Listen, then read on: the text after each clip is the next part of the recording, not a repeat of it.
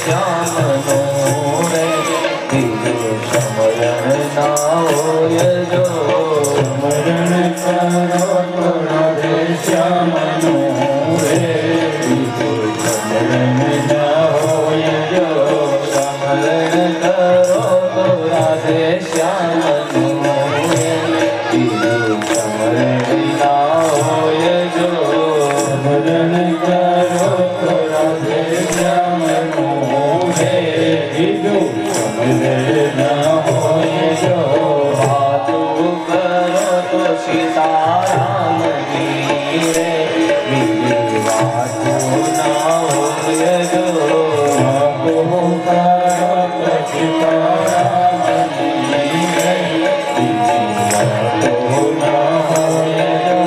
બાળપણ બાળપણમાં ઘણો ફેર છે રે બાળપણ કહેવાય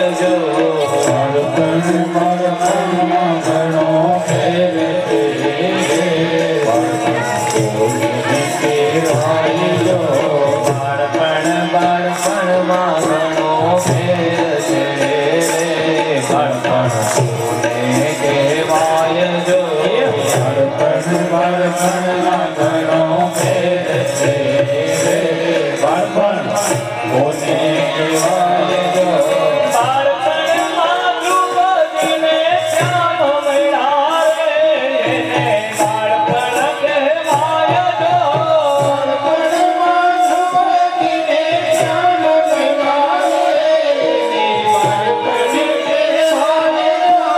બાળપણમાં પ્રહલાદજીને દૃષ્ટિ મળ્યા રે એને બાળપણ કહેવાય જો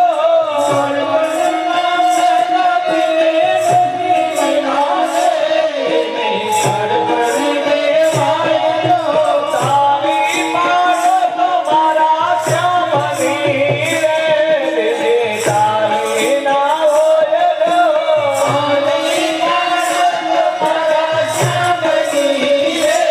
દીદી તારી ના હોય જો તારી ના હોય જો તારી ના હોય જો તારી ના હોય જો વાતું ના હોય જો સમરણ ના હોય જો સમરણ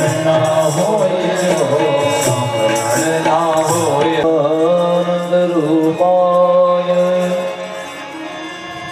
વિશ્વોત્પત્યાદિ હેતવે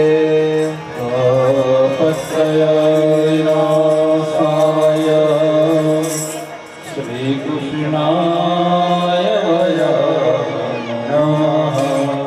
શ્રીમદ ભાગવતજીના પ્રથમ સ્કંદની કથા ચાલે. હવે કથા ચાલુ થઈ ગઈ છે.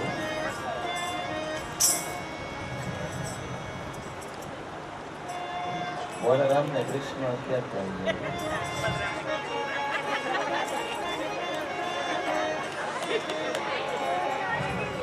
એ બા તમારી જ કથા હારે હતા.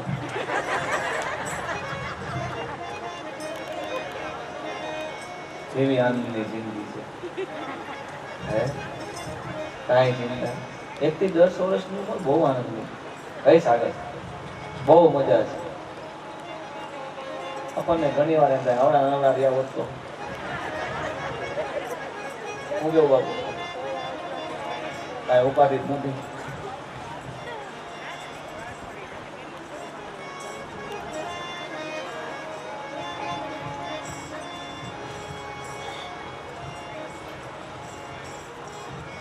વ્યાસે ભગવાન શિવની સ્તુતિ કરી. ભગવાન શંકર ભગવાન પ્રસન્ન થયા. માગી લ્યો વ્યાસ બાબા તમારા જેવો દીકરો આપો. અજન્માનો ડોકા મારા જેવો દીકરો હું તો અજન્મા છું.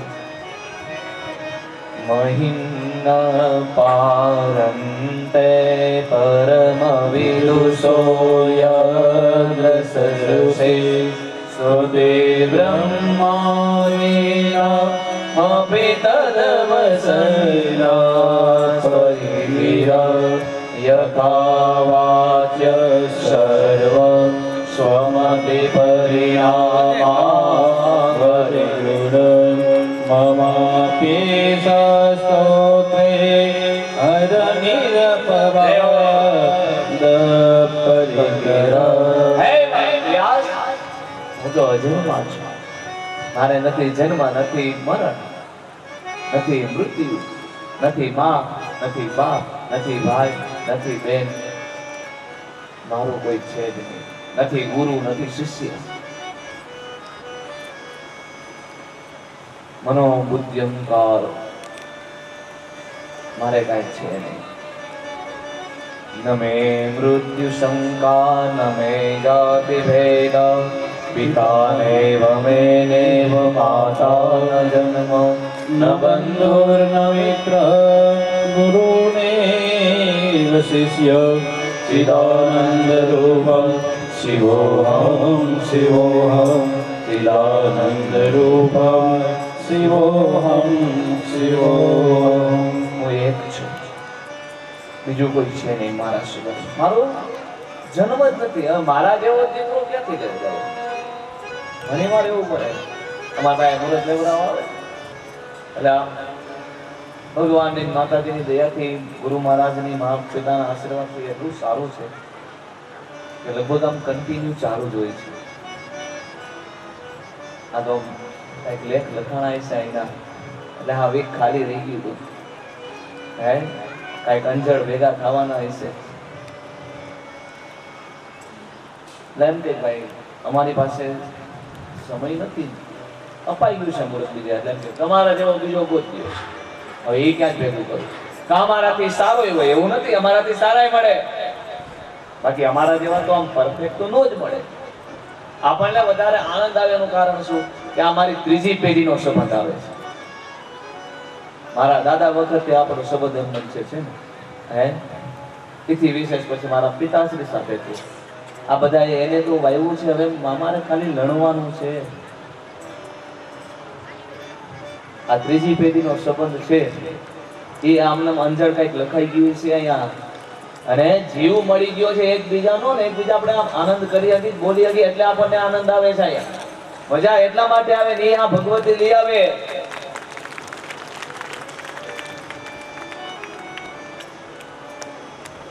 મારા જેવું ક્યાંથી લઈ આવ્યો? પ્રભુ દયા કરો. ત્યારે કીધું જાઓ, ભગવાન નારાયણના અંશ રૂપી તમારી ત્યાં દીકરો થશે. સમય વીતવા લાગ્યો. એક વખત ભગવાન શિવ પાર્વતી ની ચાલ્યા જાય છે. બરોબર એક વનમાં આવ્યા, એક વૃક્ષ આવ્યું, વટ વૃક્ષ. એમાં પાર્વતી ભગવાન શિવને પૂછ્યું કે બાબા તમે હમણાં રોજ પાઠ કરો છો, આ પાઠ શેનો કરો? ભગવાન શિવે કીધું કે વ્યાસે ભાગવતની રચના કરી છે, આ ભાગવતનો પાઠ હું કરું છું. અને આ વૈષ્ણવ હોય ને એ રોજ ભાગવતનો પાઠ કરે. અને પરમ વૈષ્ણવ હોય તો કોણ? ભગવાન શિવ. શિવ જેવું કોઈ વૈષ્ણવ નથી. આ તો બધા મનના કારણ એવા છે કે વૈષ્ણવ હોય એમ શિવનું નામ ન લે, માતાજીનું નામ ન લે. ભાગવત વાંચી લ્યો. એક વખત શિવના મંદિરે જઈ અને જય શ્રી કૃષ્ણ ત્યાં કહેવા જોઈએ, કારણ કે પરમ વૈષ્ણવ ભગવાન શિવ છે.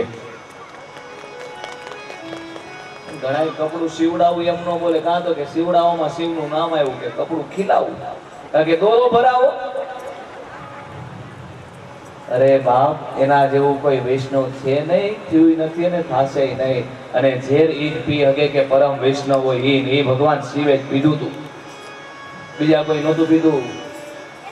ત્યાં જય શ્રી કૃષ્ણ બોલાય. અને પરમ શિવ હોય તો ભગવાન નારાયણ કૃષ્ણ રામ, ત્યાં ઓમ નમઃ શિવાય બોલવું જોઈએ. ભગવાન નારાયણ નો આ કથા ભાગવત એનો હું પાઠ કરું છું. ભગવાન શિવે કીધું, માં પાર્વતી કીધું કે બાબા આ પાઠ આ કથા મને કયો નહીં. ભગવાન શિવે કીધું કે પાત્ર વિના જ્ઞાન ન પીરસાય. બાબા હું પાત્ર નથી, તમે છો. પણ આયા વન છે, આયા કેટલા જીવ હોય.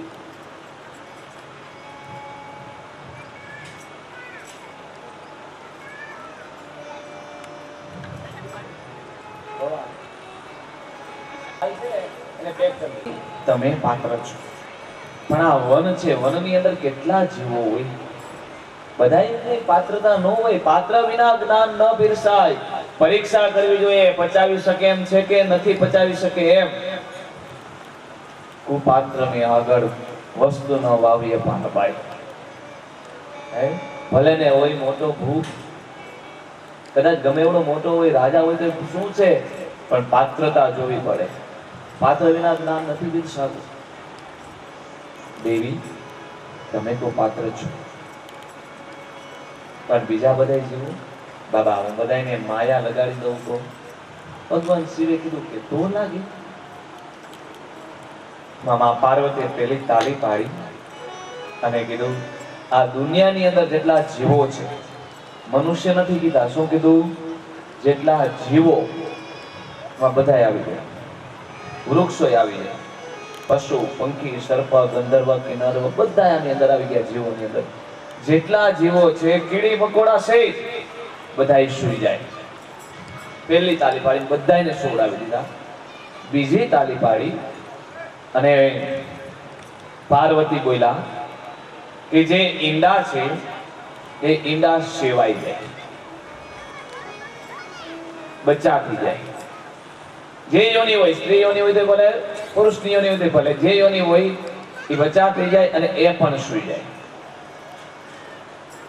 સુવડાવી દીધા, બધાને સુવડાવી દીધા ચારે બાજુ. પણ જે વૃક્ષ નીચે ભગવાન શિવ કથા કહે છે કહેવાના હતા, એ વૃક્ષ નીચે એક તૂટેલ ફાટેલ ઈંડું, સાવ તૂટેલું, કટકા થઈ ગયેલા પડ્યા છે. આમાં માયા નો લગાડી. વિચાર કર્યો કે આ તૂટેલ ફાટેલું છે ને આમાં હું માયા લગાડું, આમાં શું હોય? માં પાર્વતી ભગવાન શિવને કીધું બાબા મેં બધાને સુવડાવી દીધા, માયા લગાડી દીધી. બહુ સારું. અને ભગવાન શિવ ખુદ વક્તા બન્યા. હવે શિવ વક્તા બને એમાં કઈ ખામી નહીં. હે ભગવાન શિવના મુખથી ક્યારે કથા સાંભળવા મળે? ભગવાન શિવ ઊંચા આસન ઉપર બેઠા અને માં પાર્વતી નીચે સામે બેઠા અને ભગવાન શિવે આંખ બંધ કરી અને મારા નાથની, દ્વારકાનાથની, કૃષ્ણ પરમાત્માની દિવ્ય ગાથાની શરૂઆત કરી. પ્રથમ સ્કંદ કીધો એટલે આ ફાટેલ તૂટેલ જે ઈંડું હતું એ ભેગું થયું. જોજો આ પુરાણની તાકાત કેટલી છે. ઈંડું ભેગું થયું. દ્વિતીય સ્કંદ કીધો, એની અંદર ત્વચા આવી. આમ 10 સ્કંદ સુધી કથા ગઈ. આ આખું પોપટનું બચ્ચું બની ગયું.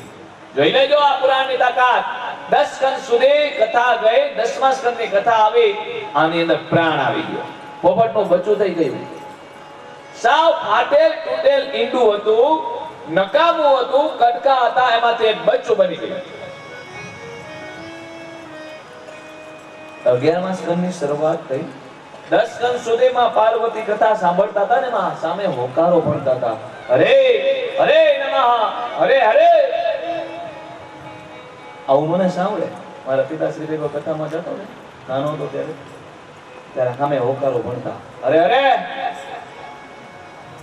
એટલે આમ ભક્તાને આનંદ આવે, શ્રોતાને આનંદ આવે. અને પેલા તો આવી કઈ સુંદર મજાનું સાઉન્ડ, આવું મંડપ સર્વિસ એવું કઈ હતું નહીં. અને પેલાના પેઢાના બધાના અવાજ એક પહાડી હતા. એ ખાલી બોલતા હોય ને તો એમ લાગે કે આ રાયડું નાખે છે. અત્યારના ને તો એમ જ લાગે કે આ રાયડું નાખે છે. સાઉન્ડ નહોતું, આવું માયક કાંઈ નહોતું નહીં. એમને બોલતા હોય તો આમ પાછળ સુધી સંભળાતું હોય. અને તો એમ કહેવાતું અરે અરે અરે. આમ હોકારો નું ભણો તો અત્યારે હોકારો નું ભણો કઈ નહીં, પણ આમ ખાલી સામે હસતા રહેજો, દાંત કાઢતા રહેજો, એટલે આમ ખબર પડે કે ના ના જાય છે દોણામાં જાય, વાંધો નથી, નીચે નથી ઢોરાતું. એમ આમ હસતા રહેજો. સામે પડકારો મળવો જોઈએ, જવાબ મળવો જોઈએ. માં પાર્વતી હોકારો ભણતા હતા. હરે નમઃ, હે ભોલે બાબા, હરે નમઃ. એમાં બરોબર 11મા સ્કંદની શરૂઆત થઈને 11મો સ્કંદ છે ભાગવતજીની અંદર જ્ઞાન ભાગ છે. ભગવાને પોતાના મુખથી ઉદ્ધવને જ્ઞાન આપેલું છે. આ કથા 11મા સ્કંદની અંદર છે. 11મા સ્કંદમાં જ્ઞાન ભાગની શરૂઆત થઈને માં પાર્વતીને ઊંઘ આવી. માટે અત્યારે આવે ઊંઘાતા નહીં. માં પાર્વતીને ઊંઘ આવી દીધી. પોપટના બચ્ચાએ વિચાર કર્યો કે ભગવાન શિવ જેવા વક્તા નહીં મળે, અને જો હોકારો ભણવાનું બંધ થઈ ગયું તો ભગવાન શિવ કથા કહેવાનું બંધ કરી દેશે. એટલે પાર્વતીના ખોળામાં પોપટનું બચ્ચું બેસી ગયું અને પોપટનું બચ્ચું હોકારો ભણે છે, હરે નમઃ, હે ભોલે બાબા, હરે નમઃ. ભગવાન શિવની આંખ બંધ છે. એને એમ થયું કે માં પાર્વતી હોકારો ભણે છે. બાબાની આંખ બંધ, ભોલેનાથની. એ તો આંખ બંધ કરી અને ભગવાન શિવ કથા કહેતા હતા. અને કલિકાલની અંદર પણ એક કથાકાર એવા થઈ ગયા હોય કે વ્યાસપીઠ ઉપર બેઠી અને આંખ બંધ કરી સામે કોણ છે કોણ નહીં કાંઈ નહીં જોવાનું, ખાલી દિવ્ય ગાથા, કૃષ્ણ પરમાત્માનું ચરિત્રની દિવ્ય ગાથા ગાતા કોણ? કલિકાલના બીજા સુખદેવ ડોંગરેજી બાપજી બા. એનું એક રૂવાડું અમે નથી. વ્યાસપીઠ ઉપર બેસી મંગલાચરણ કરી આંખ બંધ, સામે કોણ છે શું છે કાંઈ નહીં. ભગવાનની દિવ્ય ગાથા એ પોતાના માટે કરતા, પોતાના કલ્યાણ માટે ભગવાન કૃષ્ણની ગાથા ગાતા. અને મેં એક સંત પાસે તો એવું સાંભળ્યું છે કે ડોંગરે બાપજી વ્યાસપીઠ ઉપર બેસી અને કથા કહેતા ને ત્યારે સામે 14 લોકનો નાથ નારાયણ કૃષ્ણ પરમાત્મા આવીને કથા સાંભળતા. આ ડોંગરેજી હતા. કલિકાલના બીજા સુખદેવ કહેવાના. અને કથાના નિયમ છે, કથા મંડપના નિયમ છે. ભગવાને કથા કેવી ત્યારે પાર્વતીએ બધાને માયા લગાડી સુવડાવી દીધા હતા ને. આ કથાના બધા નિયમ આવે.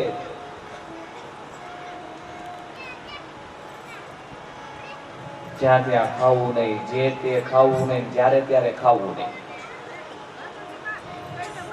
આ નિયમ છે.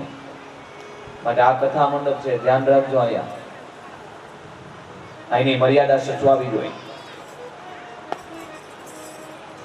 યજ્ઞશાળા થઈ ગઈ છે અત્યારે. આ અહીંના નિયમ છે. માટે બૂટ ચપ્પલ પહેરી આવવાની છૂટ છે, પણ આ ભાગવત સામે અહીંયા સામે તો લેવા જ ન જોઈએ. આ લાઈનમાં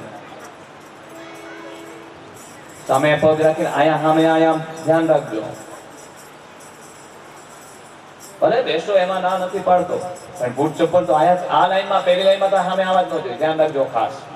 આવા જો આ ચપ્પલ જેના હોય એના પાછળ મૂકી દો. બીજું આગળ બેઠાને ખાસ કહું છું, બધા આ કથાના મંડપના નિયમ ખાસ ધ્યાન રાખજો. કથા થવી જોઈએ નીતિ નિયમ મુજબ થવી જોઈએ, તો જ એનું ફળ મળે છે. નહીતર એ ભોગવવાનું અમારે આવે છે. શ્રોતા અને વક્તાને બેયને એનું ફળ ભોગવવું પડે. સારું હોય તો ભલે ને ખરાબ હોય તો ભલે.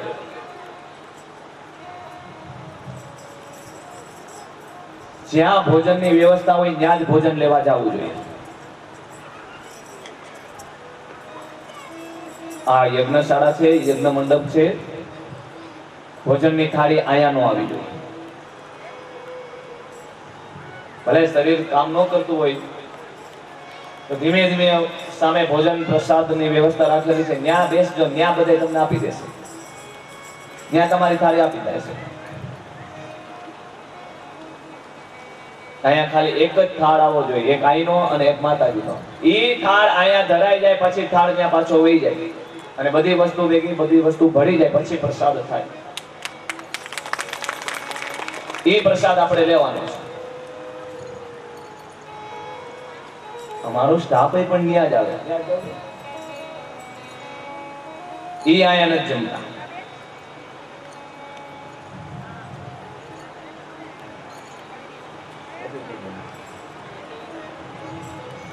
એટલે એ ખાસ ધ્યાન રાખજો. પાછળ પૂજાનો રૂમ છે, ત્યાં નાસ્તો ન થવો જોઈએ. જ્યોત જ છે હોય, ધ્યાન રાખજો ખાસ. પ્રસાદ વ્યવસ્થા જ્યાં હોય પંડાલમાં જ જવું જોઈએ, ત્યાં જ પ્રસાદ લેવાવો જોઈએ.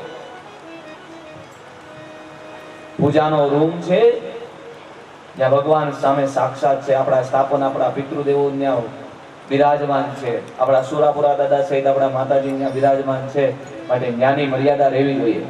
ત્યાં સુવાવું ન જોઈએ, ત્યાં બીજા કઈ ખેલ થવા ન જોઈએ, ત્યાં નાસ્તા ન થવા જોઈએ.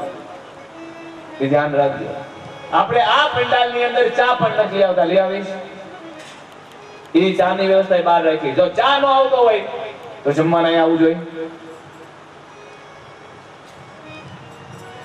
માટે ખાસ ધ્યાન રાખજો. કથા સાંભળે આ બધાને જમવાનું અહીંયા છે હાંજે, માટે કઈ ચિંતા જ નથી. હે માં જય હો,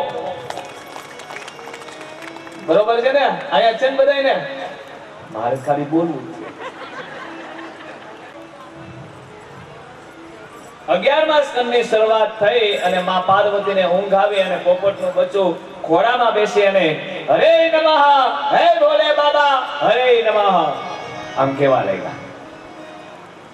ભગવાન શિવની આંખ બંધ છે ને એમ કે પાર્વતી હોકારો ભણે છે. 12મા સ્કંદની શરૂઆત થઈ શ્રીમદ ભાગવત મહાપુરાણે પરિપૂર્ણ. અરે પાર્વતીની ઊંઘ ઉડી. બાબા ભાગવત પરિપૂર્ણ ક્યાંથી? કેમ? મેં તો 10 સ્કંદ સુધી જ કથા સાંભળી. 11મા સ્કંદની શરૂઆત થઈ ત્યાં મને ઊંઘ આવી ગઈ હતી. તો આ હોકારો કોણ ભણતું હતું? અરે નમઃ કોણ બોલતું હતું? પોપટનું બચ્ચું હતું ઉડી દાડીએ બેસી ગયું. બાબા મને ખબર નથી આમ કીધું અને ત્યાં તો પોપટનું બચ્ચું ચાંચ ઘસવા લાગ્યું ડાળિયા સાથે અને પોપટનું બચ્ચું કહેવા લાગ્યું હરે નમઃ, હે ભોલે બાબા, હરે નમઃ. અને આમ કીધું ત્યારે આ ભગવાન શિવ ક્રોધાયમાન લીધું ત્રિશુલ હાથમાં અને ક્રોધ ચડ્યો, મારી નાખું આને. હે પાર્વતી, મેં તમને કીધું તું ને કે પાત્ર વિના જ્ઞાન ન પીરસાય. ત્યારે માં પાર્વતી પગમાં પડે છે અને પાર્વતી કહે છે ભગવાન ગલિતમ ચાંડ જીવહીનામિહાસ્તિવે શ્રી ભાગવત પિયુષે જીવમવાપ્તવા અધુના દેવદેવો માં ક્રોધમ કુરુ શંકર અધુના દેવદેવેશ મા ક્રોધ કુરુ શંકર. હે બાબા, એક કાપેલ તૂટેલ ઈંડું પડ્યું હતું એમાંથી આ બચ્ચું થઈ ગયું. આ પુરાણની તાકાત છે તો આ સામાન્ય નહીં હોય. બાબા ક્રોધ કરો માં, પગમાં પડ્યા. હે ભોલેનાથ, હું તમારા પગમાં પડું છું, શાંત થાઓ. નહીં, એક પવનનું બચ્ચું મારું કથા ચોરી ગયું. એને મારી નાખો એના મનમાં સમજે છે શું? ત્રિશુળ લઈને પાછળ દોડ્યા. ત્રણેય લોકમાં પોપટનું બચ્ચું ફેર્યું પણ કોઈ શાંતિ ન આપી. જે ભગવાન શિવની વિરુદ્ધ જાય એને શાંતિ કોઈ ન આપે. નારાયણના પગમાં પડ્યું. નારાયણે કીધું કે જાઓ તમે પિંગલા દેવીના આશ્રમ, વ્યાસના આશ્રમમાં જાઓ. શ્યામ ભક્ત આ આશ્રમમાં જાઓ. પોપટનું બચ્ચું સમજી ગયું. નદી કિનારે આવ્યા. પિંગલા દેવી પાણી ભરે છે. એમાં પિંગલા દેવીને બગાસું આવ્યું અને આ પોપટનું બચ્ચું વાયુ રૂપે એના ઉદરમાં વયું ગયું. ભગવાન શિવે ત્રિશુળ લઈને ઉભા છે. વિચાર કર્યો આને મરાય નહીં, કારણ કે આને મારું એટલે એમ તો બ્રાહ્મણની સ્ત્રી છે એટલે બ્રહ્મત્યા લાગે. બીજું એના ઉદરમાં બાળક છે એટલે બીજી બ્રહ્મત્યા. બે હત્યા ભેગી થાય, મારે કરવી નથી. અને ત્રીજી સ્ત્રી હત્યા. ત્રણ હત્યા મારે નથી. 16 વર્ષ સુધી ચોકી ફેરો કર્યો. કેટલા વર્ષ? 16. અત્યારે કોઈ 2 કલાક બાજુ માર્યો તો એ પૂછે ભાઈ હું બાજુ માર્યો હે? તો એ વ્યાસે ભગવાન શિવને પૂછ્યું નહોતું. કેટલા વૈરાગી છે વિચાર તો કરો. 16 વર્ષ હે? આ ભોલેનાથ વૈરાગી 16 વર્ષ સુધી ચોકી ફેરો કર્યો પણ વ્યાસે કીધું નહીં. વ્યાસે વૈરાગી, ભોલે બાબા વૈરાગી. 16 વર્ષ થયા અને વ્યાસને ભગવાન શિવે કીધું કે હે વ્યાસ, તારા સ્ત્રીના ઉદરમાં મારું દુશ્મન છે, એને કે એને જન્મ આપે એટલે હું મારી નાખું. વ્યાસે કીધું બાબા, મારો દીકરો તમારો દુશ્મન? હા, મારી ભાગવતની કથા ચોરી ગઈ, મારો દુશ્મન છે. બાબા હશે, મારો દીકરો તમારો દુશ્મન હશે, પણ હે ભોલે બાબા, મેં તમારી તપસ્યા કરીને તમે મને એમ કીધું તું તારી ત્યાં દીકરો થશે, તો બાબા ધોરી ગાડી થઈ, આ ધોરા આવ્યા, માથે ધોરા થયા, વાળ ધોરા થયા, હવે ક્યારે દીકરો થશે એ તો કયો. આમ કીધું ત્યાં ભગવાન શિવનો ક્રોધ ઉતરી ગયો, શાંત થઈ ગયા અને વ્યાસને નમસ્કાર કરીને ઉડ્યા ગયા. આ ભોળેનાથ ભગવાન શિવ જેવું કોઈ ભોલું નથી હો. બહુ ભોળામાં ભોળા દેવ હોય તો ભગવાન શિવ. ભોળામાં શિવ સમાન દાતા નહીં રાખ્યો, શિવનંદી કે અસવા લજ્જા મોરે રાખ્યો, શિવનંદી કે ભગવાન શિવ જેવું કોઈ ભોળું નહીં. દયાલુ રીજ કર દેતે ચંદ્રમૌલી લજ્જા ભાવ્યાંબરમ પીતાંબરમ ભસ્માંબરમ. હે ભાયાનાથ, ભાગ્યાંબરમ ભસ્માંબરમ. સવા લાખ કોઈ બીલીપત્ર ભગવાન શિવને ચડાવે એટલે બીજા જન્મમાં એને રાજા બનાવે, અને કોઈ કમળ પૂજા ખાય એને પોતાનો કૈલાસ આપી દે. આ ભગવાન શિવ. બીજા બધા દેવને પ્રસન્ન કરવામાં વાર લાગે, પણ શિવને કાંઈ વાર ન લાગે. શિવ તરત પ્રસન્ન થઈ જાય. કઈ મહાદેવ પાણીનો લોટો ચડાવે ને એટલે ભગવાન શિવ તરત પ્રસન્ન થઈ જાય. એટલા માટે જે જે વ્રતો થાય છે બધા વ્રતો ભગવાન શિવના મંદિરે તમે પૂજા કરવા જાઓ. જાઓ કે નથી જતા? મોરાગઢની પૂજા ક્યાં કરો? ફૂલ ગાજડી ક્યાં કરો? જયા પાર્વતી ક્યાં કરો? વડ સાવિત્રી ક્યાં કરો? ભગવાન શિવના મંદિરે ને. હે ભગવાન, તમારા જેવા ભોળા નો દેતા. હે તો હોના ભાઈ બાપા, જેના જેવા નાયકલા ચડા હોય એવા રે, કોઈના ઉડી ગયા હોય અમારે રેવા દો. એ તો આ બધા બેઠા એનું મન જાતું હોય કે આ બાજુ હું છે, આ મુઠ્ઠી બંધ છે બરોબર. મારા ઘરની મને ખબર છે. બાબા બાપા બધા બોલે સાચું તરત કહી દે, જવાબ સાચો દઈ દે અને આનંદ આવે.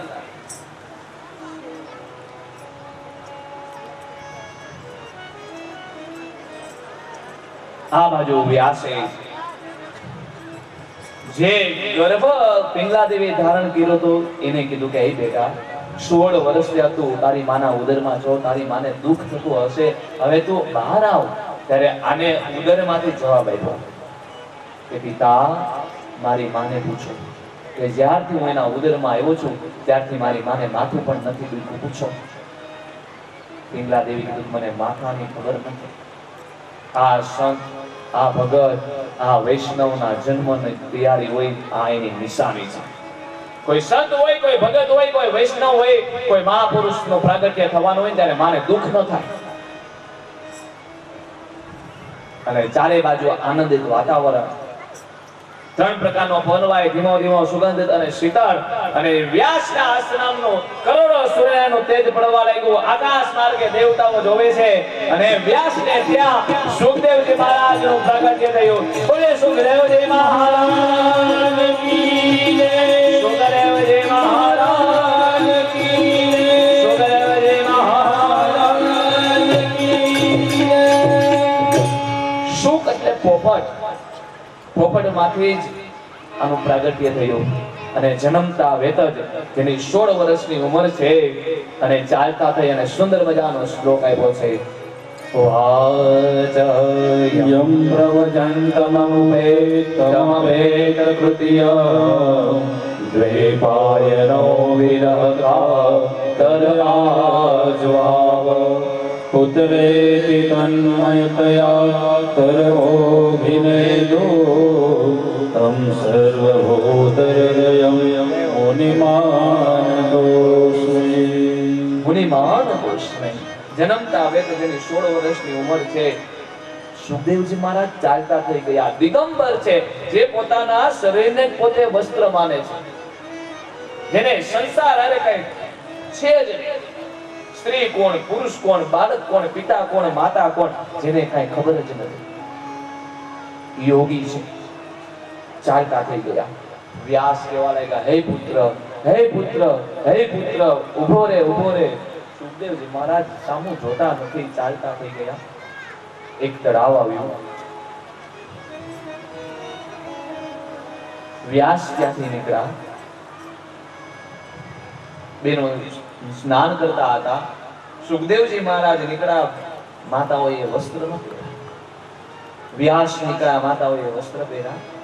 અને આ માતાઓએ કીધું કે અમે વસ્ત્ર પહેરી. વ્યાસ બોલ્યા કે હે માતાઓ, મારે તમને શું કહેવું? મારો 16 વર્ષનો યુવાન દીકરો નીકળો ત્યારે તમે વસ્ત્ર ન પહેર્યા, અને હું 80 વર્ષનો બુઢો નીકળું તમે વસ્ત્ર પહેર્યા. ત્યારે વૃક્ષોએ જવાબ આપ્યો કે હે વ્યાસ, તમારા દીકરાને ખબર નથી કે કોણ સ્ત્રી છે ને કોણ પુરુષ છે. સંસાર શું છે ને ખબર નથી. આ વિકાર, આ માયા, આ બધું તમને શોધ્યું છે. ત્યારે વ્યાસ સમજી ગયા. ત્યારે વ્યાસ આવ્યા. હવે દીકરો નહોતો ત્યારે તકલીફ, દીકરો થયો તોય તકલીફ. ભાગવત ભણાવવું કોને? ભગવાન ભાગવત ભગવાન પાસે ગયા. ભગવાન પાસે પોતાની વેદના રજૂ કરી અને અંદરથી જવાબ આવ્યો. અને વિચાર કર્યો કે એક શ્લોક લવો. 4 શિષ્યને બોલાવ્યા. એક શ્લોક આપ્યો, અધૂરો શ્લોક આપ્યો. શ્લોક 4 ચરણનો હોય. આપણે શ્લોક બોલી 4 ચરણનો છે ને, માં ખાલી 2 ચરણ પાકા કરો બસ, બીજા 2 નો કરો કઈ નહીં, પણ 2 તો પાકા કરવા જ પડશે. ક્યાં? સદા સેવ્યા, સદા સેવ્યા શ્રીમદ ભાગવતી કથા. સદા સેવ્યા, સદા સેવ્યા શ્રીમદ ભાગવતી કથા. શ્રીમદ ભાગવતી કથા. સદા સેવ્યા,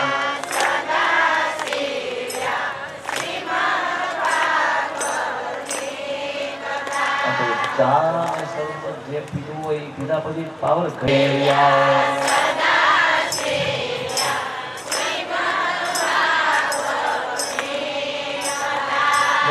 પેલા કીધું કે અત્યારે પેલો એ બાજુ જોવામાં, એ બાજુથી તો આવવાનું જ નથી જવાનું, આ બાજુથી જવાનું જે છે. મારે જોરથી બોલો, એમ મારા પરથી નહીં, એક આમથી આવે ને એક આમથી આવે ને એમ નહીં.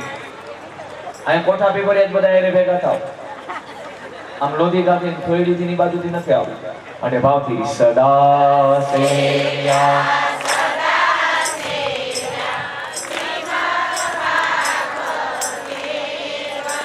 તમને ઠીક કે નહીં લાગે?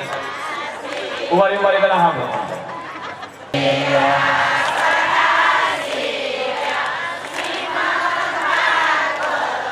આમ કરો ને, આ બોલ.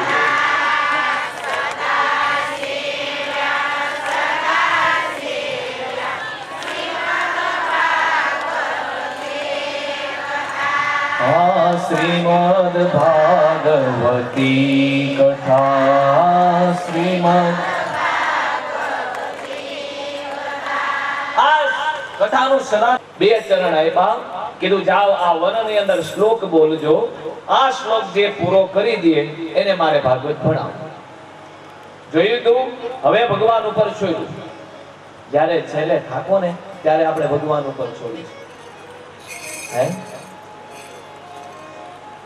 માણસ બીમાર પડે, પોતાનું શરીર સાથ ન આપતું હોય, કાંઈ કરી ન શકતા હોય, ડોક્ટર છે ને રજા આપી દે, પછી આપણે શું કહીએ કે ભગવાન ભરોસે કહી દઈએ. જે કરે એ ઠાકર કરે. હવે છેલ્લે ઠાકર ભરોસે રાખવો છે, એના કરતા પહેલેથી ઠાકર ઉપર રાખી દો. બાપી બેડો પાર કરી દે. પણ આ મારી અને તમારી આપણા બધાની તકલીફ છેલ્લે જાય છે ને એ જ વાંધો છે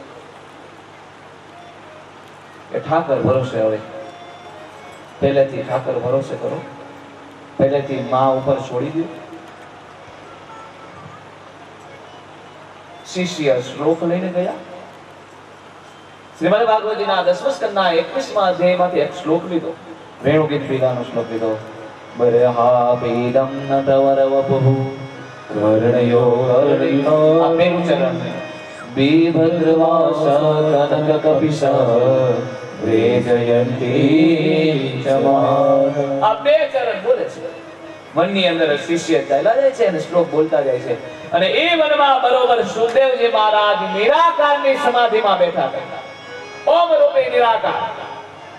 આ નિરાકારની સમાધિમાં બેઠા હતા અને આ શિષ્ય શ્લોક બોલવા લાગ્યા અને આ શ્લોકના તરંગો તેના કાનમાં ગયા અને નિરાકારની સમાધિ તોડાવી દીધી.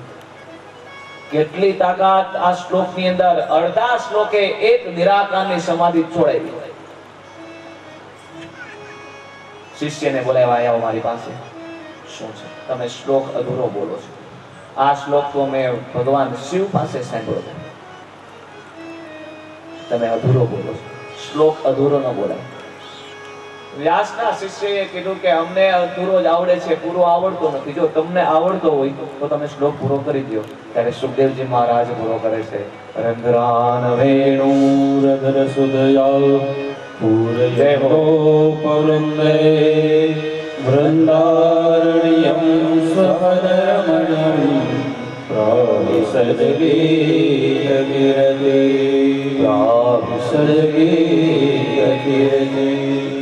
આ ચાર ચરણ પૂરા કર્યા ત્યારે વ્યાસના શિષ્યએ કીધું કે ચાલો તમને તમારા પિતા બોલાવે છે. સુખદેવજી મહારાજે કીધું કે એટલા માટે મેં આ શ્લોક પૂરો નથી કર્યો. મારે ત્યાં નથી આવવું. વ્યાસના શિષ્યએ કીધું કે કાંઈ વાંધો નહીં, અમે બીજાને લઈ જશું. કેમ? તો કે આ તો હજી એક જ શ્લોક આપ્યો છે, હજી તો 17,999 શ્લોક તો બાકી છે. આમ કીધું ત્યાં તો શિષ્યની આગળ સુખદેવજી મહારાજ થયા અને વ્યાસના પગમાં પડ્યા ને કીધું કે પિતા મને ભાગવત ભણાવો.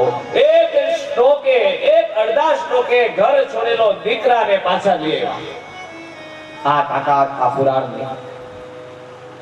ત્યારે વ્યાસે ભાગવત ભણાવ્યું અને કીધું કે પિતા દક્ષિણા માંગી લ્યો. ત્યારે કીધું કે દક્ષિણા માંગવાનું કહેતો હોય તો બીજાને ભાગવત ભણાવજે જા. મહાન જ્ઞાતા થયા અને વ્યાસે કીધું બેટા તું જ્ઞાની છો, વૈરાગી છો, પણ તારી પાસે હજી ભક્તિ નથી અને તારે ભક્તિ જોતી હોય તો તું જનક રાજા પાસે જા.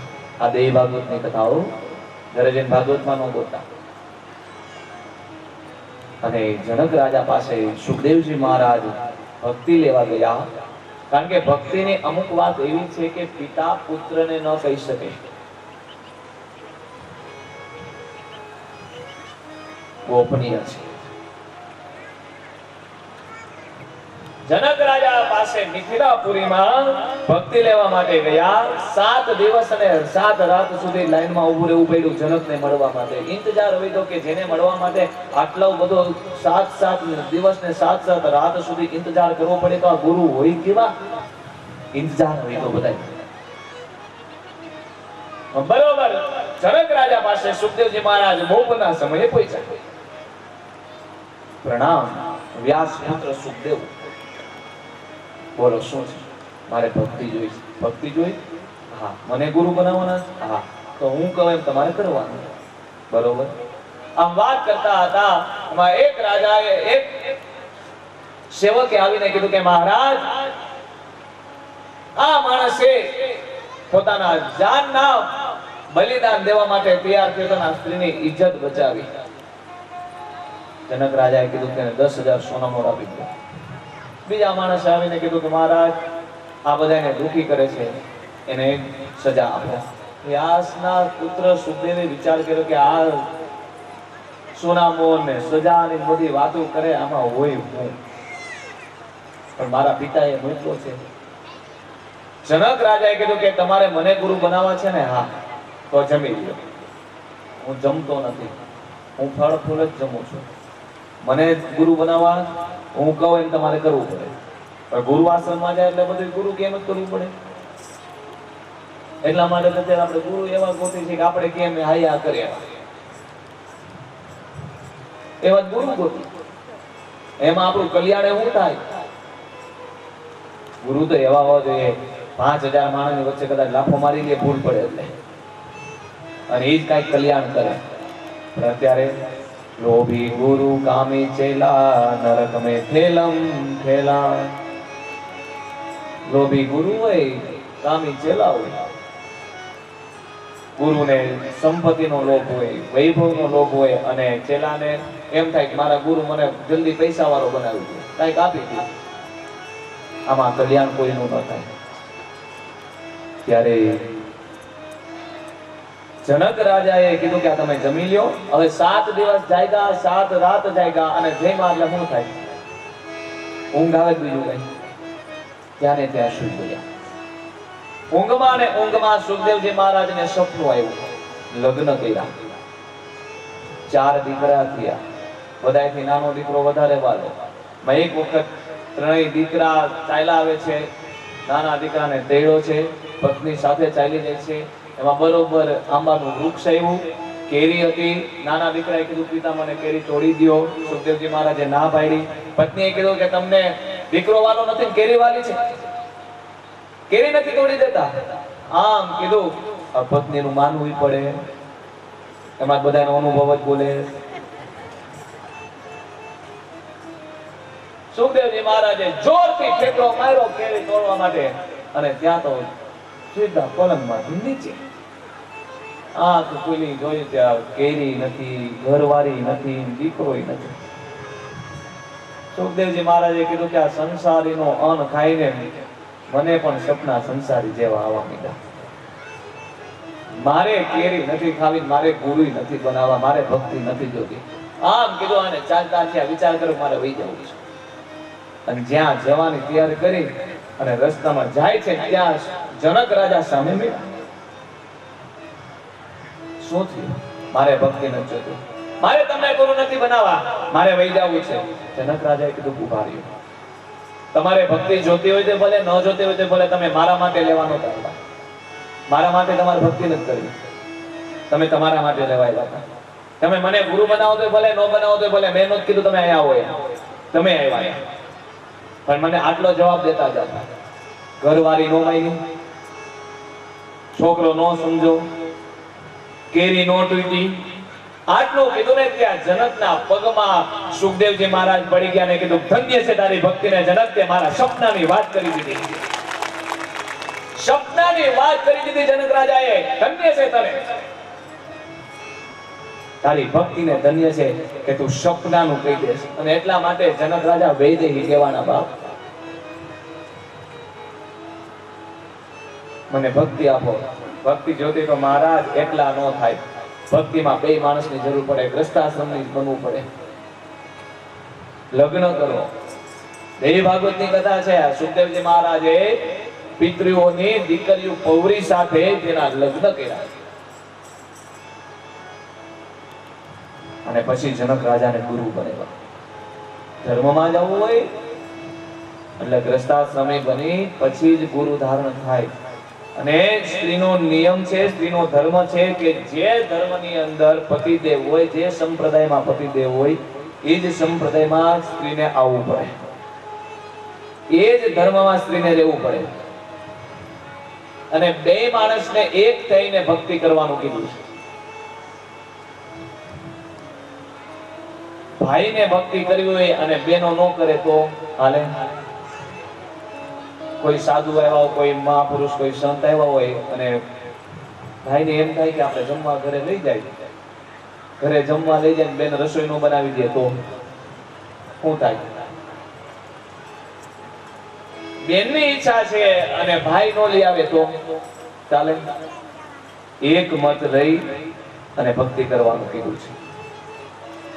અને જનક રાજા ગુરુ બન્યા. ત્યારે સુખજી મહારાજને ઋષિ કુમારદેવે કીધું કે બાપજી, તમે મને અત્યાર સુધી ભાગવતની રચનાની કથા કીધી, પણ હવે આ ભાગવતને સાંભળનાર કેવી રીતે બન્યા? વક્તાની કથા કીધી, પણ શ્રોતા કઈ રીતે થયા તે મને કહો. સાંભળો, હસ્તિનાપુરના રાજા શંતનુ થયા, ગંગા સાથે તેના લગ્ન થયા, બીજા પુત્ર 7 પુત્રને વેતા મૂકી દીધા, 8મા પુત્રને વેતા મૂકવા જતા હતા, શંતનુ રાજાએ ના પાડી, અને આ 8મા પુત્ર કોણ થયા? દેવવ્રત. હમણાં સમજાશે આ કોણ?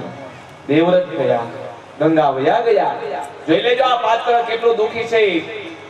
જન્મતા વેત જ દુખી છે. અત્યારે માં છે, પિતા નથી. અને જ્યારે પિતા હશે ત્યારે માં નથી. આ દેવવ્રતને પરશુરામ પાસે વિદ્યાભ્યાસ કરવા ગંગાએ મોકલા. એક વખત ગંગા ઉપર ચડાઈ કરી શંતનુ રાજાએ. આ દેવવ્રત આવ્યા ને એક બાણ મારી અને શંતનુ રાજાના બાણના તલતલ જેવડા ટુકડા કર્યા અને બાણનું સંધાન કર્યું. શંતનુ ઉપર બાણ ચલાવવા જાય ત્યાં ગંગાએ કીધું કે બેટા, બીજું કોઈ નથી, તારા પિતા જ છે. પગે લાગે અને કીધું મહારાજ, આ બીજું કોઈ નથી, તમારો દીકરો દેવવ્રત છે, જાઓ લઈ જાઓ. જોઈ લ્યો, માં હતા ત્યારે પિતા નથી, અને પિતા છે ત્યારે માં નથી. શંતનુ રાજા લઈને આવ્યા, પિતાની સેવા કરે છે. એક વખત આ શંતનુ રાજાએ સત્યવતીનો હાથ માંગ્યો તેના પિતા પાસે, જેમાં પારાશર મોહિત થયા હતા એ જ, જેનું બીજું નામ મત્સ્યગંધા હતું. આ સત્યવતી ના પિતાએ ના પાડી. કેમ? મારી દીકરીનો દીકરો હસ્તિનાપુરનો યુવરાજ બને એ નહીં બને, કારણ કે મેં યુવરાજ દેવવ્રતને બનાવી દીધો છે. મહારાજ ઉદાસ થયા. દેવવ્રત આવ્યા. પિતા, કેમ ઉદાસ છો? કાંઈ નહીં. સારથીને પૂછ્યું શું થયું. સારથીએ વાત કરી. સત્યવતીના પિતા પાસે આવ્યા. મહારાજ, શંતનુ તમારી પાસે આવ્યા હતા. હા. શા માટે? મારી દીકરીનો હાથ માંગવા માટે. તમે ના પાડી? હા. કેમ? શું હસ્તિનાપુરનું રાજ તમને કઈ ઓછું લાગે છે? મહારાજ, એવું નથી. હું પણ દીકરીનો પિતા છું. મારી ઈચ્છા પણ કઈ કોઈ નહીં. મેં એમ કીધું કે મારી દીકરીનો દીકરો યુવરાજ બને. તમારા પિતાએ ના પાડી. દેવવ્રતે કીધું કે વાત સાચી છે. એ ના પાડે કારણ કે એ મને યુવરાજ બનાવી ચૂક્યા છે. પણ હું કહું છું કે જાઓ, તમારી દીકરીનો દીકરો હસ્તિનાપુરનો યુવરાજ રહેશે. મહારાજ, અત્યારે તમે કહો છો, કાલ સવારે તમારા બાળકો થાય અને એ આ રાજ છીનવી લે તો? ત્યારે આ દેવવ્રતે બે હાથ અધર કરી અને કીધું કે મહાદેવના ચરણની કસમ ખાઈને કહું છું કે આ જીવન અખંડ બ્રહ્મચારી રહીશ, અખંડ બ્રહ્મચારી રહીશ અને અખંડ બ્રહ્મચારી રહીશ. ત્યારે આકાશવાણી થઈ અને કીધું ભીષ્મ, ભીષ્મ, ભીષ્મ.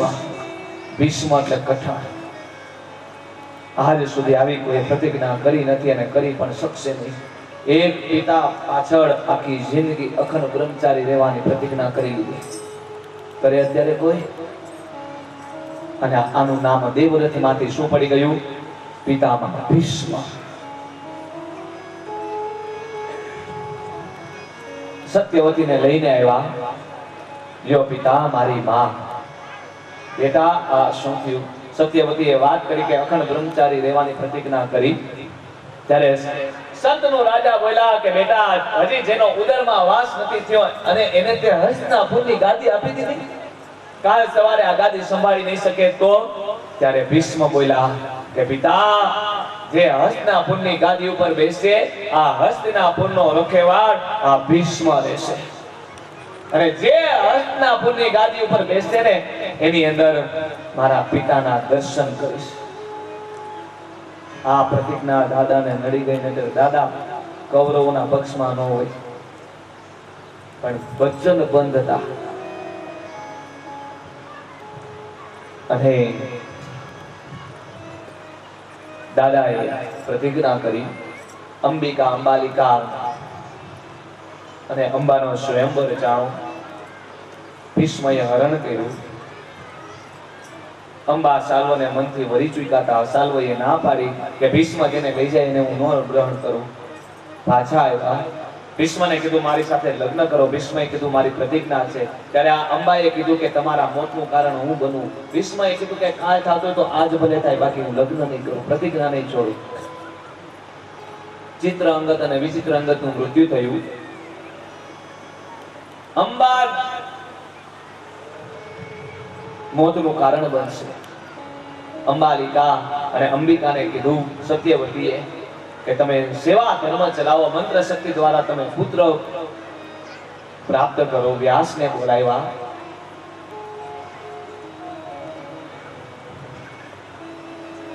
અંબિકા આંખે પાટા બાંધી ગયા. વ્યાસે કીધું કે માં પુત્ર થશે, પણ આંધળો થશે. કોણ? ધૃતરાષ્ટ્ર. અંબાલિકા ગયા, શરીરે હળદર લગાડીને ગયા. માં પુત્ર થશે, પણ રોગી. કોણ? પાંડુ. સત્યવતીએ કીધું બેટા હજી એકવાર તમે ધર્મ ચલાવો, મંત્ર શક્તિ ગ્રહણ કરો. અંબિકાએ કીધું બેટા તું જા. અંબાલિકાએ કીધું બેન તું જા. ત્યારે બે થઈને દાસીને મોકલા. દાસી હસતા મુખે ધર્મ ચલાવ્યો, મંત્ર શક્તિ દ્વારા પુત્ર પ્રાપ્ત કર્યા અને કીધું કે એ માં પુત્ર થયો, પણ કોણ થયું? દાસી પુત્ર વિદુરજી મહારાજ.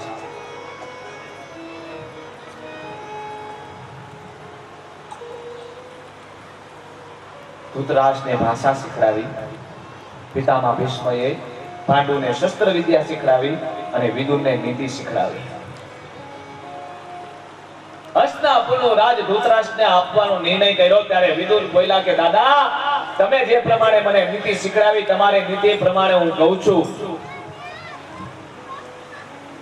કે આ દેશનું રાજ આંધ્રા માણસને ન દેવાય. જો આંધ્રા માણસને દેશનું રાજ આપીએ એટલે દેશનો નાશ થઈ જાય. આ ગાદી ઉપર બેસવાનો અધિકાર પાંડુનો છે અને પાંડુને ગાદી આપી 84,000 દેશ પોતાના ધનુષ બાણની અડી વડે મેળવ્યા. ધૃતરાષ્ટ્રના લગ્ન થયા ગાંધારી સાથે, પાંડુના લગ્ન થયા કુંતા અને માદ્રી સાથે, અને વિદુરના લગ્ન થયા શૈલભાદેવી સાથે. પાંડુ રાજાને શ્રાપ થયો, માદ્રી સંજા નહીં અને પાંડુનું મૃત્યુ થયું. માદ્રી સતી થયા. 5 પાંડવો ધર્મ, ભીમ, અર્જુન, સહદેવ અને નકુલ. કુંતાજી સતી થવા જાય, પિતામહ ભીષ્મએ ના પાડી બેટા પિતા મૃત્યુ પામે તો બાળકો મોટા માં કરે, પણ માં મૃત્યુ પામે તો બાળકોને મોટા કોણ કરે? કુંતાને સમજાવ્યા, પાંડવોને મોટા કર્યા. બધાયથી દાદાને વાલો અર્જુન છે. અર્જુનજી મહારાજ પરીક્ષામાં પાસ થયા. દુર્યોધને કપટ કર્યું. દુર્યોધનને મિત્ર છે કર્ણ. દુર્યોધન દગો કરે છે પણ કર્ણ ના પાડે છે. જ્યાં જ્યાં જગ્યાએ મહાભારતની અંદર દગો આવ્યો છે, દુર્યોધને દગો કર્યો છે, એની સાથે કર્ણ નહોતો. કર્ણ સામાન્ય નહોતો. 2 પાત્ર એવા હતા, ખાલી મહાભારતનું યુદ્ધ એકલા હાથે જીતી શકે એમ હતા. એક પિતામહ ભીષ્મ અને બીજા દાનેશ્વરી કર્ણ. 2 મહાન પાત્ર હતા. ત્યારે પાંડવોને વન મળ્યું. દ્રૌપદીનો સ્વયંવર રચાણો. અર્જુન સ્વયંવરમાં પાસ થયા, દ્રૌપદીના લગ્ન થયા. કુંતાજીએ કીધું 5 ભાઈઓ વેચી લ્યો. આ લૌકિક કથા છે હો. બાકી દ્રૌપદી પૂર્વ જન્મમાં મેઘાવી ઋષિના દીકરી હતા અને તેને તપશ્ચર્યા કરી અને એવું માંગ્યું હતું કે બધાયથી ધર્મવાન સત્યવતી મારે પતિ જોઈએ. એ કોણ? ધર્મરાજા. ધર્મરાજા જિંદગી ત્યારે ખોટું નહોતા બોલ્યા. એક બધાયથી બળવાન મારે જોઈએ ભીમ. શસ્ત્રાવળી જોઈ, બાણાવળી અર્જુન. બધાયથી બુદ્ધિશાળી અને જ્ઞાની જોઈ, ત્રિકાળ જ્ઞાની સહદેવ. અને બધાયથી નિર્મળ અને રૂપવાન જોઈ નકુલ. એટલા માટે 5 પતિ થયા હતા. લાક્ષા ભવનમાં બાયરા, ઝેર આપ્યું, ખૂબ કપટ કર્યું અને જુગાર રમવા બોલાવ્યા. દ્રૌપદીને પણ ધર્મરાજા હારી ગયા. દ્રૌપદીના ચીર ખેંચાણા. ભગવાન દ્વારકાનાથે દ્રૌપદીના ચીર પૂરા. 999 ચીર પ્રભુએ પૂરા. બીજી વાર જુગાર રમવા બોલાવ્યા. આ વખતે ધર્મરાજાએ ભાઈઓને શસ્ત્ર અને દ્રૌપદીને ન મૂક્યા. કારણ કે જ્યારે દ્રૌપદીના ચીર ખેંચાતા ત્યારે પ્રતિજ્ઞા થવા લાગી હતી. ભીમે પ્રતિજ્ઞા કરી હતી, અર્જુને પ્રતિજ્ઞા કરી હતી કે જ્યાં સુધી હું આ દુશાસનને નહીં મારું, ભીમે કીધું તું દુશાસનને હું નહીં મારું ત્યાં સુધી મારા પૂર્વજોને મોઢું નહીં બતાવું. દ્રૌપદીએ પ્રતિજ્ઞા કરી હતી કે અમારા 5 પતિ છે અને હું પ્રતિજ્ઞા કરું છું કે આ 5 માંથી મને એકોય દુશાસનની છાતીનું લોહી નહીં આપે ત્યાં સુધી મારા વાળ નહીં બાંધે. ત્યાર પછી દ્રૌપદીએ વાળ ખુલ્લા રાખ્યા હતા. સ્ત્રી ક્યારે વાળ ખુલ્લા ન રાખી શકે? જોઈ લેજો મહાભારત, ભાગવત જોઈ લ્યો, 2 કથા છે. ભવાનીએ વાળ ખુલ્લા કર્યા ને દક્ષનું મસ્તક કપાનું છે. આવશે આગળ કથા. અને આજે દ્રૌપદીએ વાળ ખુલ્લા રાખ્યા છે અને દુશાસનની છાતીનું લોહી રેડાશે. પાંડવોને વનવાસ આપ્યો. 12 વર્ષ વનવાસ, 13મું વર્ષ અજ્ઞાતવાસ. એમાં પાછી ખબર પડે તો પાછું વનમાં જવાનું. 12 વર્ષ પૂરા થયા, વિરાટ નગરમાં ગયા. દુર્યોધને ગાયોનું ધણ વાર્યું. અર્જુનજી મહારાજે બધાને હરાવ્યા અને બધાને મૂર્છામાં નાખ્યા. ખબર પડી ગઈ કે આ પાંડવો છે. દુર્યોધને તાલી પાડી. પિતામહ ભીષ્મએ અને ગુરુ દ્રોણે કીધું કે સમય ઘડી નક્ષત્ર પ્રમાણે 13 વર્ષ પૂરા થઈ ગયા. તું એક ઘડી પાછળ રહ્યો, ખાલી એક જ ઘડી. સમય પૂરો થયો, હવે આ ભાઈ પાછળ જ રહેશે. અને ભગવાન દ્વારકાનાથ અર્જુનને ધર્મરાજા પાંડવોને મળ્યા અને કીધું કે હજી હું એમ કહું છું એકવાર આપણે સમાધાનની વાત લઈને જાય. ભગવાન સમાધાનની વાત લઈને આવ્યા. દુર્યોધનને ભગવાને 5 દેશ માંગ્યા. 5 દેશ માંગ્યામાં પેલો સૌરાષ્ટ્ર, બીજો મહારાષ્ટ્ર, ત્રીજો મગધ, ચોથો કર્ણાટક અને 5મો પાંચાળ. વિચાર કરો, 14 લોકના નાથે પહેલો દેશ સૌરાષ્ટ્ર માંગ્યો તો આ ભાગ્યશાળી આપણે કેટલા છે કે આ સૌરાષ્ટ્રની અંદર આપણે છે. કર્ણએ કીધું કે મિત્ર આપવા હોય તો આપ, પણ 5માં તારું બધું વહી જાય. દુર્યોધને ના પાડી. ભગવાને યુદ્ધનું આમંત્રણ આપ્યું. દુર્યોધને કીધું પ્રભુ મારી ત્યાં જમવા જાઓ. ભગવાને કીધું મને ભૂખ નથી. અરે પ્રભુ 56 જાતના ભોગ છે, શકડી, અનશકડી, રાયતા, અથાણા છે. ભગવાને કીધું કે ભૂખ નથી. ભૂખ હોય તો જમાય, બાકી ન જમાય. સાથે ઓઢવ હતા અને ઓઢવને કીધું કે ચાલો પ્રભુ કઈ બાજુ જવું છે? મારો લાડીલો ભક્ત મારી રાહ જોવે છે. હસ્તિનાપુરના મુખ્યમંત્રી છે, પણ છતાંય બહાર ઝૂંપડીની અંદર રહે છે. જોઈ લો, હસ્તિનાપુરના મુખ્યમંત્રી હતા છતાંય બહાર રહેતા હતા.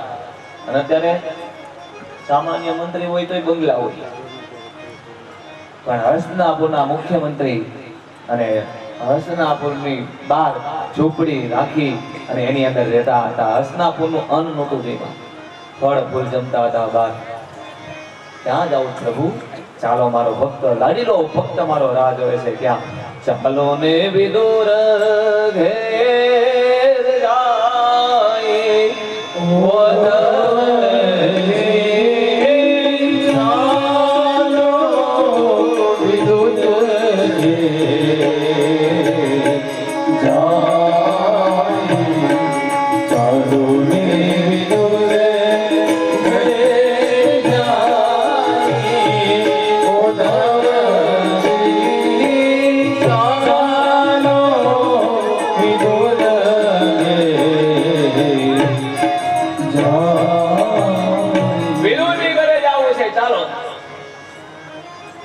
કાલ આપણે આગળ. અત્યારે સમયના અભાવ પ્રમાણે ત્યારે પ્રભુ આયા બધું છે ને, ત્યારે ભગવાને કીધું કે ઊંચા ઊંચા મહેલો દુર્યોધન ઘણા, પણ રતિભર સુખ ન પાઈ. અને વિદુરની ત્યાં શું હતું? તૂટેલ ખાટી, તૂટેલ ફાટલી બધું છે, પણ પ્રેમના પલંગ બિછાવાય. પ્રેમ છે ત્યાં. વિદુરની ત્યાં ભગવાન ગયા. વિદુરને ભગવાનનું સ્વાગત કર્યું. 6 કેળા આપ્યા. ભગવાને કીધું હું જમવા આવ્યો છે તો આ દેતો નથી. 6 કેળાની છાલ આપી, 6 કેળા આપ્યા, ગર્ભ આપ્યો. છાલ ખાઈને ભગવાન બોલ્યા કે વિદુર, છાલમાં મજા હતી, ગર્ભમાં મજા નથી. કારણ કે પ્રેમમાં પાગલ હતા. જ્યારે ગર્ભ આપ્યો ને ત્યારે ખબર પડી કે સામે ભગવાન છે, ભાવ ફરી ગયો હતો. એટલા માટે ભગવાને છાલ મીઠી લાગી. ઘણા એમ કે ભગવાને છાલ એટલા માટે મીઠી લાગી કે છાલમાં વિટામિન હોય ને એટલે. અરે ગોપીનું માખણ ખાઈ ખાઈને ખૂબ વિટામિન મેળવેલું હતું. અને ભગવાને યુદ્ધનું આમંત્રણ આપ્યું. દુર્યોધનને 7મે દિવસે પાણીપત કુરુક્ષેત્રની અંદર યુદ્ધ કરવા માટે તૈયાર થયો.